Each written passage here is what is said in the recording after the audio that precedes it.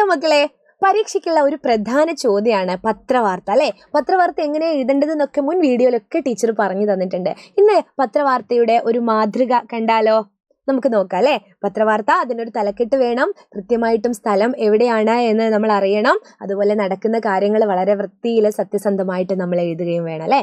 വേനൽ മഴ, ഭൂമിയെ തണുപ്പിച്ച് ഒരു മഴ പെയ്തതിനെ പറ്റി നമ്മളൊരു വാർത്ത തയ്യാറാക്കുകയാണെങ്കിൽ നോക്കാം. ഇങ്ങനെയാണ്. സ്വന്തം ലേഖകൻ എന്ന് നമ്മൾ എഴുതുന്നത്, നമ്മളൊരു വാർത്ത കൊടുക്കുകയാണെങ്കിൽ സ്വന്തം ലേഖകൻ എന്ന് നമ്മൾ കൊടുക്കും. അതില്ലെങ്കിലും നിങ്ങൾക്ക് മാർക്ക് കിട്ടും. പിന്നെ സ്ഥലം വേണം. എൻ്റെ നാട് കോഴിക്കോട് ആയതുകൊണ്ട് ഞാൻ കോഴിക്കോട് എന്ന് എഴുതുന്നു. അപ്പോൾ ബാക്കി നോക്കണേ. കടുത്ത വേനൽ ചൂടിൽ തളർന്നുറങ്ങിയ നാടിന് ആശ്വാസമായി വേനൽ മഴ പെയ്തു.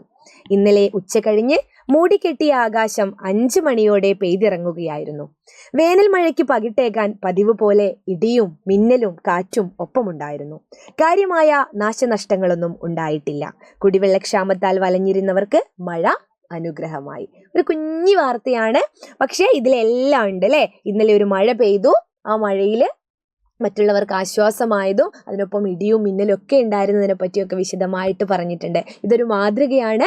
ഈ ഒരു മാതൃക അനുസരിച്ച് ഏത് വിഷയം വന്നാലും നിങ്ങൾ എന്ത് ചെയ്യുക, മനോഹരമായിട്ട് വാർത്ത തയ്യാറാക്കുക. ഇതൊരു കുഞ്ഞു വാർത്തയായതുകൊണ്ടാണ് ഒരു ഖണ്ഡിക. ഇനിയിപ്പോൾ കുറച്ച് അധികമുള്ള ഡീറ്റെയിൽസ് കൂടുതൽ കൊടുക്കേണ്ടതാണെങ്കിൽ അടുത്ത ഒരു പാരഗ്രാഫിലും കൂടെ വാർത്ത എഴുതുക കേട്ടോ. അപ്പോൾ അടിപൊളിയായിട്ട് പഠിക്കാം.